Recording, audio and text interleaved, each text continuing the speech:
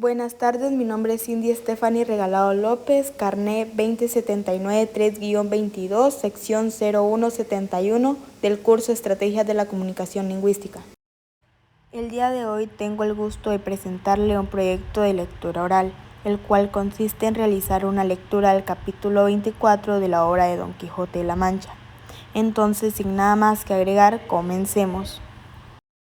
Capítulo 24. Donde se prosigue la aventura a la Sierra Morena. Dice la historia que era grandísima la atención con que Don Quijote escuchaba al astroso caballero de la sierra, el cual, prosiguiendo su plática, dijo: Por cierto, señor, quienquiera que seáis, que yo no os conozco, yo os agradezco las muestras y la cortesía que conmigo habéis usado, y quisiera yo hallarme en términos que con más que la voluntad pudiera servir la que habéis mostrado tenerme, en el buen acogimiento que me habéis hecho, mas no quiere mi suerte darme otra cosa con que corresponda a las buenas obras que me hacen que buenos deseos de satisfacerla. Los que yo tengo, respondió Don Quijote, son de serviros, tanto que tenía determinado de no salir de estas sierras hasta hallaros y saber de vos si al dolor que en la extrañeza de vuestra vida mostráis tener se podía hallar algún género de remedio, y si fuera menester buscarle con la diligencia posible, y cuando vuestra desventura fuera de aquellas que tienen cerradas las puertas a todo género de consuelo, pensaba ayudaros a llorarla y plañirla como mejor pudiera, que todavía es consuelo en las desgracias hallar a quien se duela de ellas.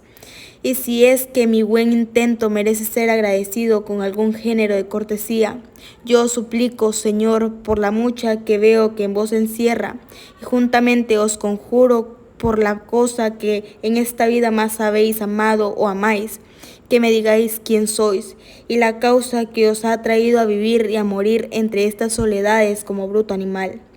Pues moráis entre ellos tan ajeno de vos mismo, cual lo muestra vuestro traje y persona. Y juro, añadió Don Quijote, por la orden de caballería que recibí, aunque indigno y pecador, y por la profesión de caballero andante, que si en esto, Señor, me complacéis de serviros con las veras a que me obliga el ser quien soy, ora remediando vuestra desgracia, si tiene remedio, ora ayudándoos a llorarla como os lo he prometido. El caballero del bosque, que de tal manera oyó hablar al de la triste figura, no hacía sino mirarle y remirarle y tornarle a mirar de arriba abajo, y después que le hubo bien mirado le dijo: si tienen algo que darme a comer, por amor de Dios que me lo den,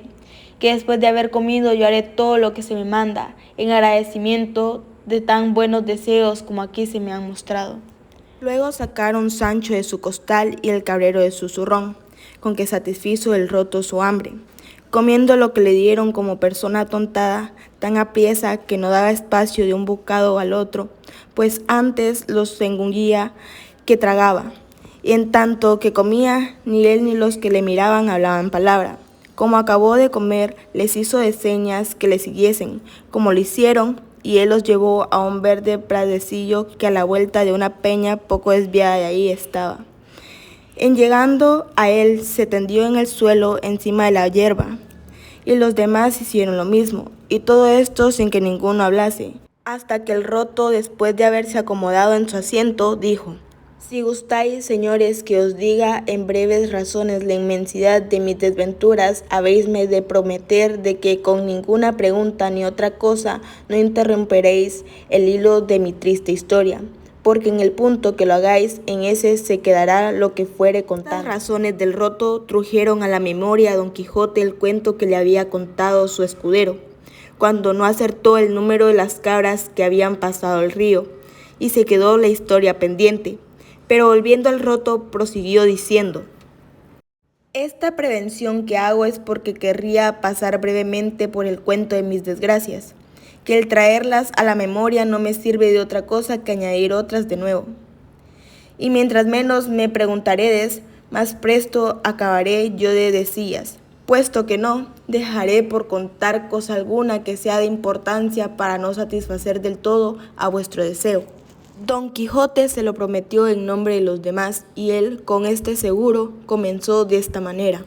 mi nombre es Cardenio, mi patria una ciudad de las mejores de esta Andalucía, mi linaje noble,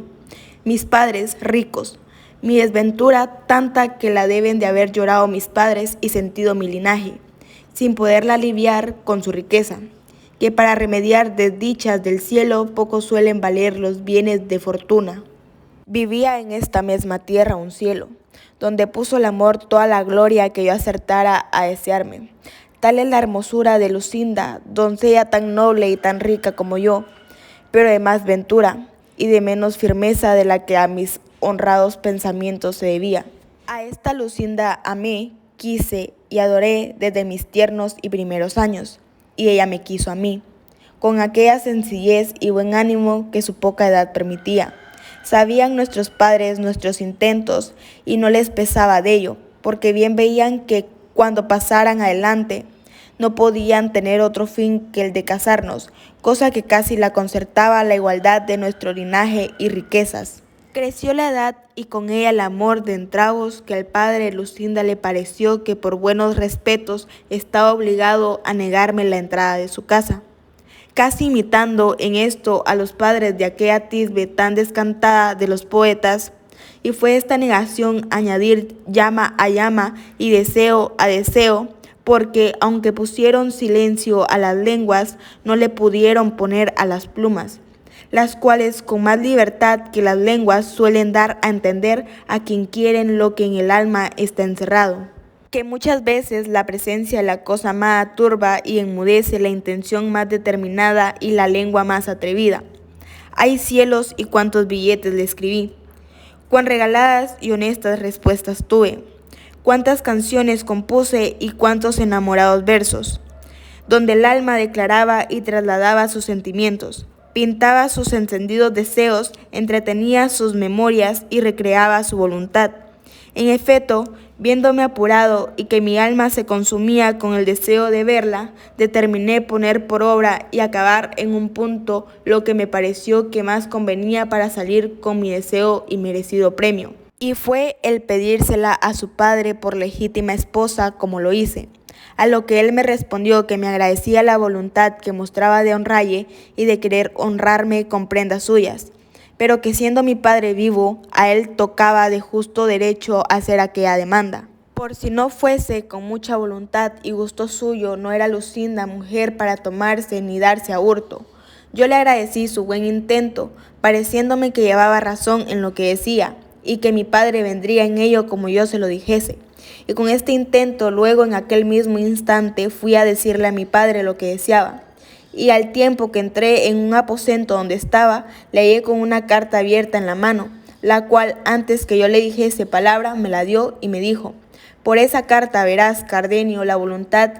que el duque Ricardo tiene de hacerte merced. Este duque Ricardo, como ya vosotros, señores, debéis de saber, es un grande de España, que tiene su estado en lo mejor de esta Andalucía. Tomé y leí la carta, la cual venía tan encarecida que a mí mismo me pareció mal si mi padre dejaba de cumplir lo que en ella se le pedía, que era que me enviase luego donde él estaba, que quería que fuese compañero no criado de su hijo el mayor, y que él tomaba a cargo el ponerme en estado que correspondiese a la estimación en que me tenía. Leí la carta y enmudecí leyéndola, y más cuando oí que mi padre me decía: de aquí a 2 días te partirás, Cardenio, a hacer la voluntad del duque, y da gracias a Dios que te va abriendo camino por donde alcances lo que yo sé que mereces. Añadió a estas otras razones de padre consejero. Llegóse el término de mi partida, hablé una noche a Lucinda. Díjele todo lo que pasaba y lo mismo hice a su padre, suplicándole se entretuviese algunos días y dilátase el darle estado hasta que yo viese lo que Ricardo me quería. Él me lo prometió y ella me lo confirmó con 1000 juramentos y 1000 desmayos. Vine, en fin, donde el duque Ricardo estaba. Fui del tan bien recibido y tratado que desde luego comenzó la envidia a hacer su oficio, teniéndomela los criados antiguos, pareciéndoles que las muestras que el duque daba de hacerme merced habían de ser en perjuicio suyo. Pero el que más se holgó con mi ida fue un hijo segundo del duque, llamado Fernando, mozo gallardo, gentil hombre, liberal y enamorado, el cual en poco tiempo quiso que fuese tan su amigo que daba que decir a todos, y aunque el mayor me quería bien y me hacía merced, no llegó al extremo con que don Fernando me quería y trataba. Es pues el caso que, como entre los amigos no hay cosa secreta que no se comunique, y la privanza que yo tenía con don Fernando dejaba de serlo por ser amistad, todos sus pensamientos me declaraba, especialmente uno enamorado que le traía con poco desasosiego. Quería bien a una labradora vasalla de su padre, y ella los tenía muy ricos, y era tan hermosa, recatada, discreta y honesta que nadie que la conocía se determinaba en cuál de estas cosas tuviese más excelencia ni más se aventajase. Estas tan buenas partes de la hermosa labradora redujeron a tal término los deseos de don Fernando, que se determinó, para poder alcanzarlo y conquistar la entereza de la labradora, darle palabra de ser su esposo, porque de otra manera era procurar lo imposible. Yo, obligado de su amistad, con las mejores razones que supe y con los más vivos ejemplos que pude, procuré estorbarle y apartarle de tal propósito, pero viendo que no aprovechaba, determiné de decirle el caso al duque Ricardo, su padre. Mas don Fernando, como astuto y discreto, se receló y temió de esto, por parecerle que estaba yo obligado, en vez de buen criado, a no tener encubierta cosa que tan en perjuicio de la honra de mi señor el duque venía. Y así, por divertirme y engañarme, me dijo que no hallaba otro mejor remedio para poder apartar de la memoria la hermosura que tan sujeto le tenía, que el ausentarse por algunos meses, y que quería que la ausencia fuese que los dos nos viniésemos en casa de mi padre, con ocasión que darían al duque, que venía a ver y a feriar unos muy buenos caballos que en mi ciudad había, que es madre los mejores del mundo. Apenas le oí yo decir esto, cuando, movido de mi afición, aunque su determinación no fuera tan buena, la aprobara yo por una de las más acertadas que se podían imaginar, por ver cuán buena ocasión y coyuntura se me ofrecía de volver a ver a mi Lucinda. Con este pensamiento y deseo aprobé su parecer y esforcé su propósito, diciéndole que lo pusiese por obra con la brevedad posible, porque en efecto la ausencia hacía su oficio, a pesar de los más firmes pensamientos. Ya cuando él me vino a decir esto, según después se supo, había gozado a la labradora con título de esposo, y esperaba ocasión de descubrirse a su salvo, temeroso de lo que el duque, su padre, haría cuando supiese su disparate. Sucedió pues que, como el amor en los mozos por la mayor parte no lo es sino apetito, el cual, como tiene por último fin el deleite en llegando a alcanzarle, se acaba y ha de volver atrás aquello que parecía amor, porque no puede pasar adelante del término que le puso naturaleza, el cual término no le puso a lo que es verdadero amor. Quiero decir que así como don Fernando gozó a la labradora, se le aplacaron sus deseos y se resfriaron sus ahincos. Y si primero fingía quererse ausentar por remediarlos, ahora de veras procuraba irse, por no ponerlos en ejecución. Diole el duque licencia y mandóme que la acompañase. Venimos a mi ciudad, recibióla mi padre como quien era, vi yo luego a Lucinda. Tornaron a vivir, aunque no habían estado muertos ni amortiguados mis deseos, de los cuales di cuenta por mi mal a don Fernando, por parecerme que, en la ley de la mucha amistad que mostraba, no le debía encubrir nada. Alábele la hermosura, donaire y discreción de Lucinda, de tal manera que mis alabanzas movieron en él los deseos de querer ver doncella de tantas buenas partes adornada. Cumplíselos yo por mi corta suerte, enseñándosela una noche a la luz de una vela por una ventana por donde los dos solíamos hablarnos. Viola ensayó tal que todas las bellezas hasta entonces por él vistas las puso en olvido. Enmudeció, perdió el sentido, quedó absorto y finalmente tan enamorado cual lo veréis en el discurso del cuento de mi desventura. Y para encenderle más el deseo que a mí me celaba y al cielo a solas descubría, quiso la fortuna que hallase un día un billete suyo pidiéndome que la pidiese a su padre por esposa, tan discreto, tan honesto y tan enamorado, que en leyéndolo me dijo que en sola Lucinda se encerraban todas las gracias de hermosura y de entendimiento que en las demás mujeres del mundo estaban repartidas. Bien es verdad que quiero confesar ahora que, puesto que yo veía con cuán justas causas don Fernando a Lucinda alababa, me pesaba de oír aquellas alabanzas de su boca, y comencé a temer y a recelarme de él, porque no se pasaba momento donde no quisiese que tratásemos de Lucinda, y él movía la plática aunque la trujese por los cabellos, cosa que despertaba en mí un no sé qué de celos, no porque yo temiese revés alguno de la bondad y de la fe de Lucinda, pero con todo eso me hacía temer mi suerte lo mismo que ella me aseguraba. Procuraba siempre don Fernando leer los papeles que yo a Lucinda enviaba y los que ella me respondía, a título que la discreción de los dos gustaba mucho. Acaeció pues que habiéndome pedido Lucinda un libro de caballerías en que leer, de quien era ella muy aficionada, que era el de Amadís de Gaula, no hubo bien oído don Quijote nombrar libro de caballerías cuando dijo, con que me dijera vuestra merced al principio de su historia que su merced de la señora Lucinda era aficionada a los libros de caballerías, no fuera menester otra exageración para darme a entender la alteza de su entendimiento. Porque no le tuviera tan bueno como vos, señor, le habéis pintado si careciera del gusto de tan sabrosa leyenda. Así que para conmigo no es menester gastar más palabras en declararme su hermosura, valor y entendimiento, que con solo haber entendido su afición la confirmo por la más hermosa y más discreta mujer del mundo. Y quisiera yo, señor, que vuestra merced le hubiera enviado junto con Amadís de Gaula al bueno de don Ruy el de Grecia, que yo sé que gustará a la señora Lucinda mucho de Daraida y Garaya, y de las discreciones del pastor Darinel, y de aquellos admirables versos de sus bucolicas cantadas y representadas por él con todo donaire, discreción y desenvoltura. Pero tiempo podrá venir en que se enmiende esa falta, y no dura más en hacerse la enmienda de cuanto quiera vuestra merced ser servido de venirse conmigo a mi aldea, que allí le podré dar más de 300 litros, que son el regalo de mi alma y el entretenimiento de mi vida. Aunque tengo para mí que ya no tengo ninguno, merced a la malicia de malos y envidiosos encantadores, y perdóneme vuestra merced el haber contravenido a lo que prometimos de no interromper su plática, pues en oyendo cosas de caballerías y de caballeros andantes, así es en mi mano dejar de hablar en ellos como lo es en la de los rayos del sol dejar de calentar, ni humedecer en los de la luna. Así que perdón y proseguir, que es lo que ahora hace más al caso. En tanto que don Quijote estaba diciendo lo que queda dicho, se le había caído a Cardenio la cabeza sobre el pecho, dando muestras de estar profundamente pensativo.